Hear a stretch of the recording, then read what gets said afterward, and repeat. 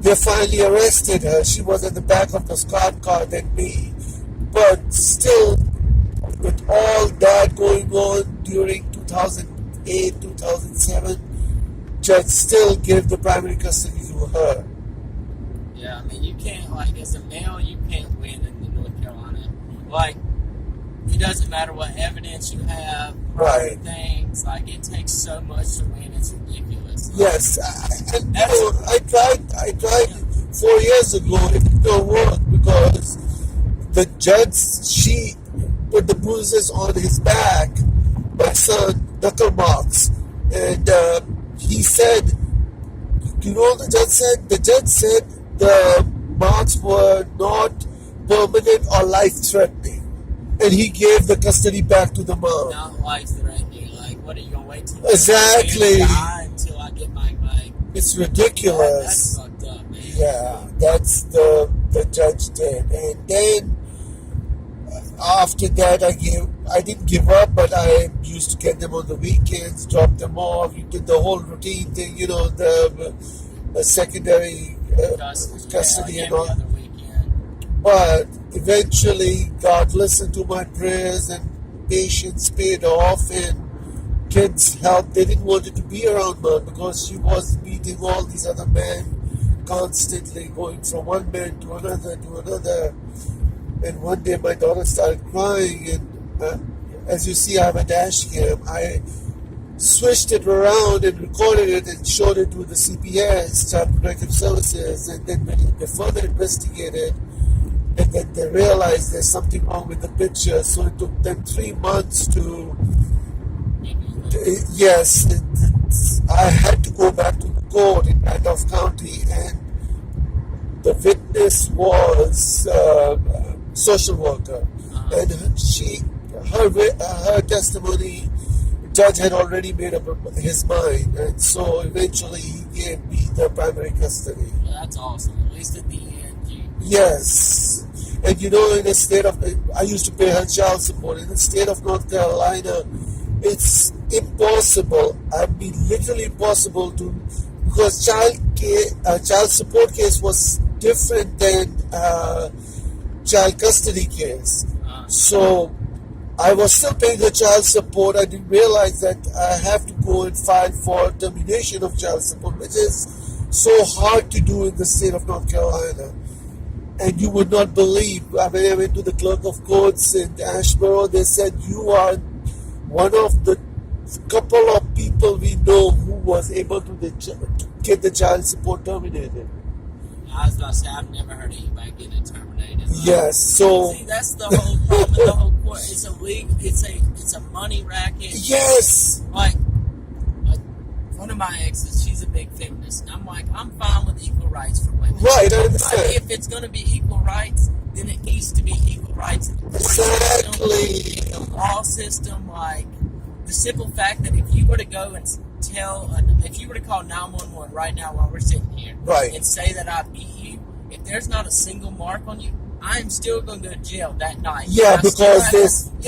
Just because you said that.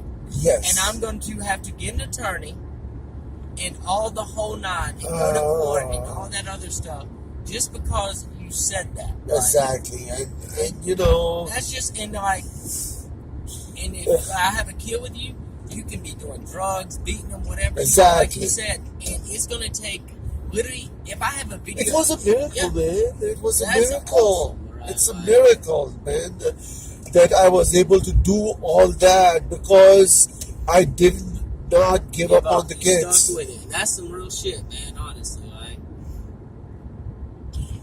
And after me, you know, she ended up marrying twice. She put literally the axe on her own feet. So that's where the judge saw that too. She ended up having 6 kids with 4 different husbands. So, you know, that's basically,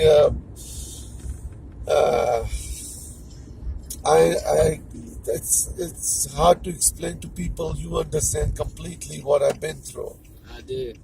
I understand bipolar, but my mom was in the right with my dad, but my dad drugged that stuff all the way out. Yeah, it's just a shame that you didn't get to experience your dad, you know.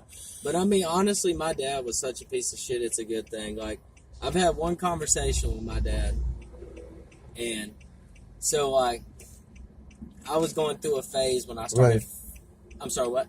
No, you're saying. I'm listening. Oh, and I had one conversation with him when I was 14 years old. The only time I've ever talked to my dad, and he tried to blame. He never apologized for not being there, and he signed his rights away to me. Really? Yeah, and he blamed my dad got bad on drugs and stuff like that. That's the reason why my mom left him. Like, he got bad into drugs and running That's drugs. what she did. She took Ambien couple of times, and she had the youngest daughter with her, and she started driving, and she was in Forsyth County, and let alone she drank some alcohol with Ambien. Yeah. What will happen is it will increase the strength of the medicine 10 times, when you take it with alcohol. And she ended up being in a crash. Her license was taken away, and all the kids were given to all the fathers. That's awesome. But now the kids don't even talk to her on the phone. When she calls, on the time of the judgment, when the judge was reading his judgment, he wanted to start off, the tables turned around. I got the primary, she was going to get the secondary. But when she heard the judge that she can see the kids once a week at Chuck E. Cheese's on a Saturday, right? Yeah. She said out loud while the judge was reading his judgment, "Is that it?" and walked out. When she walked out, that said, crossed it off, only phone calls. Yeah. The judge turned red, man. You would not believe. Yeah, he was you don't so do that to a embarrassed. judge, No. She better be glad she didn't get arrested for contempt of court. Yes, the judge was very lenient. He had stopped her so many times, and her attorney, that she kept speaking in between. He had too much of patience. He was like putting his hand up and this and that. He has a lot of patience. But when she insulted the judge, that's when the judge said, only phone calls. That's it. She's not even allowed to see him. It's on my discretion. I don't try to keep the kids away from the mother, but the thing is, the kids don't want to see her. My 12-year-old son calls her by name. He calls her Catherine. And my daughter, she doesn't want to even talk to her on the phone. She gives the phone to the brother, but gives the phone back to her. And just 2-3 minutes conversation. You're wrong. I mean, like I said, I understand that completely in the opposite role because of my dad. Right. And I tried to have a conversation with him. I gave him. I decided to give him the chance. I was young, dumb, and my mom didn't want me going out and partying and all that stuff. Right. I thought it was her being, ungodly, very strict. ungodly strict. Yeah. Hey, 1 second. I'll be there in 5 minutes. Okay. Yeah, I'll be there in 5 minutes. Hold on, I'm talking to the second girl. But and when I called him, we had a 30-minute phone call, and the first 20 minutes was all right. And I asked him, I was like, so what happened? You know what I'm saying? Right.